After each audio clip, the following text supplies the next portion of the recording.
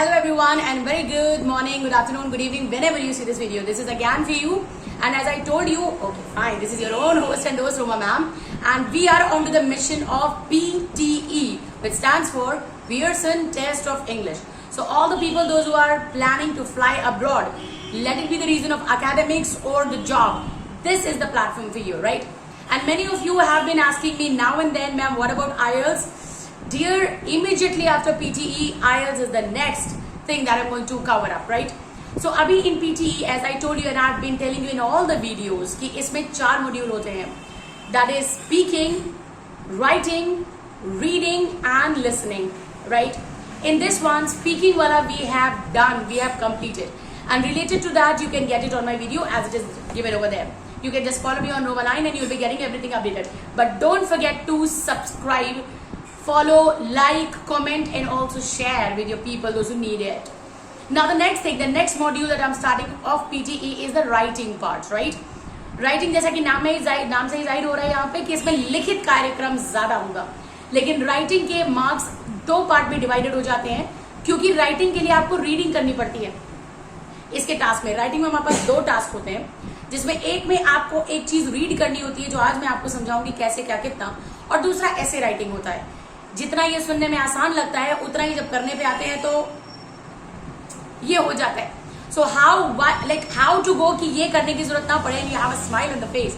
For that we are starting with the writing module and as I told you, इसके numbers, इसके scores, writing और reading दोनों में contribute होते हैं. So in the writing one 2 tasks are there, and today I'm going to tell you about writing task 1 of PTE. अब writing task 1 में basically क्या होता है, let me tell you. As you can see over there, इन सब में सबसे ज्यादा जो जरूरी चीज जो आपको दिखाई देगी वो है ये. इसको देख लेना ध्यान से. इसको सब्सक्राइब कर दिया करें, लाइक कर लिया करें, कमेंट अच्छे कर दिया करें, अच्छे मतलब जेन्युइन कमेंट्स कर दिया करें, और इसे forward share it with the people those who need it, right? Now in this one, ये टास्क 1 है हमारा PTE राइटिंग टास्क 1. इसमें क्या होगा, आपको इस तरह से चीज दिखाई देगी. अब इसमें 2 things will happen. Thing number 1 which will happen is, by the time when you will read it, you will be unable to understand it. आपको समझ में नहीं आएगा ज्यादातर. क्यों? क्योंकि इसमें बहुत ही स्मार्ट और ब्यूटीफुल वोकैबुलरी यूज करते हैं.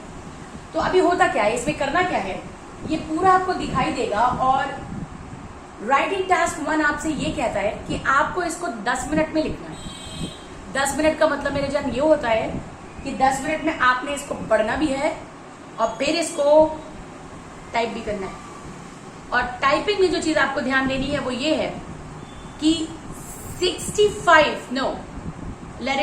70 से 75 के बीच में, यानी 75 लास्ट टारगेट वर्ड है, 75 वर्ड में ये कंप्लीट हो जाना चाहिए, यानी 75 words only. And the trick is, ये पूरा एक सेंटेंस होना चाहिए. नहीं समझ में आया? यानी कि सेंटेंस कहीं पे भी फुल स्टॉप नहीं आएगा, सिर्फ एक फुल स्टॉप आएगा, वो है लास्ट. यानी अगर मैं आपसे ये कह रही हूं कि अपने शहर के बारे में कुछ बताइए, तो आप क्या करेंगे, जब आप बताने लगे तो आप क्या बोलेंगे, okay I am from this place, full stop, I have been living here, full stop. Writing task 1 ये कहता है कि फुल स्टॉप सिर्फ आखिर में 75th वर्ड के बाद ही लगेगा. यानी उसके पहले इतना लंबा सेंटेंस कैसे बनाएंगे. और उसके पहले see this, the perfect excuse, right, is a topic given over there. Bright bloody liquid trickled from her hand down her forearm in a steady stream.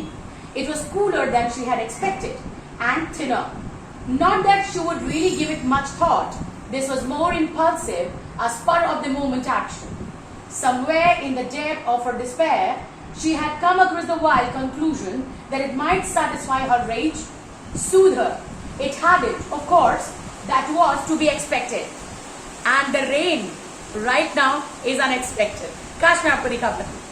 अगर आपको आवाज हल्की सी भी आ रही है, झमाझम बारिश हो रही है, but still writing task 1, okay, इस तरीके से ये दिया रहेगा. तो कई बार क्या होगा, आपको बात समझ में आएगी, कई बार होगा बात समझ में नहीं आएगी. लेकिन आए या ससुरी नहीं आए, आपको तो राइटिंग टास्क 1 लिखना ही लिखना है, राइट? अब उसमें चैलेंज क्या है, 75 शब्द और एक सेंटेंस. तो अपने को करना क्या होता है, किन किन चीजों का ध्यान देना है, वो ऐसे ध्यान रखना.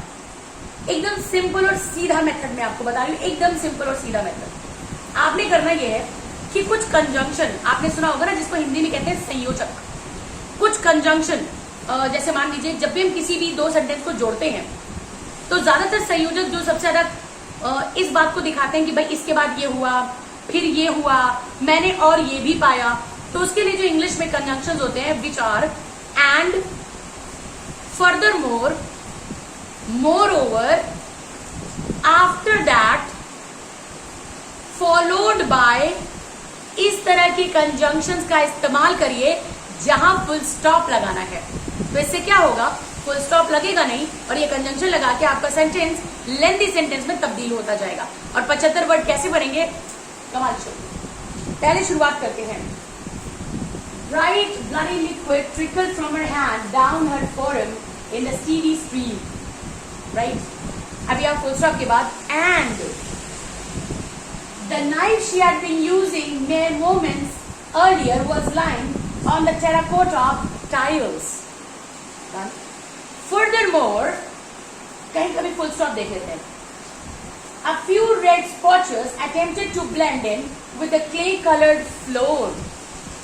Right? After that, she couldn't take her eyes off him.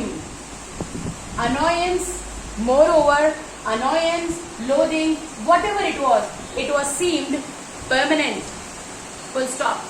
तो तुम्हें करना क्या है, जितने भी पैराग्राफ्स हैं एक एक सेंटेंस उड़ा लो वहां से, बट सेंटेंस ऐसे मत उड़ा लेना कि पहले में यहां से ले लिए, पता नहीं चल रहा है किसकी उंगली कटी है, किसका खून बहा है। तो करना क्या है, शुरुआत लीजिए, फिर मिड में आइए, कहीं का कुछ शुरुआत लीजिए, उसके बाद लास्ट में आइए और कंक्लूजन लाइन चेप दीजिए। यानी जैसे कहते हैं ना, कट कॉपी पेस्ट, नकल भर की तो अकल है ना, बस वही करना है अपने को। सो अभी as I have told you the question, अभी I show you one more slide. As you can see over there, things to keep in mind for task 1 writing.